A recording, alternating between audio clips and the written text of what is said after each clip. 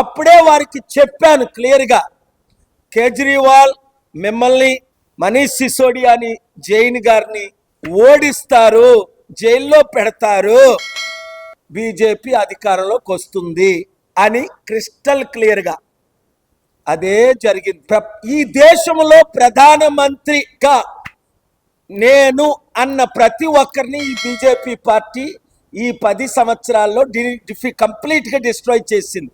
దానికి example Jayalalithaa surrender అవ్వనందుకు జైల్లో పెట్టారు, ఆ తర్వాత హాస్పిటల్కి పంపించారు, మళ్ళా తిరిగి రాలేదు బయటికి 70 రోజులు 100 రోజులు. 2 లాలూ ప్రసాద్ యాదవ్ సరెండర్ అవ్వనందుకు జైల్లో పెట్టారు. Prime minister candidate, only railway minister, 50,000 కోట్లు ప్రాఫిట్ చూపించిన ఆయన. నెంబర్ 3 శరద్ పవార్ సరెండర్ అయ్యాడు కానీ వదిలేశారు, లేకపోతే జైల్లో పెట్టేసారు.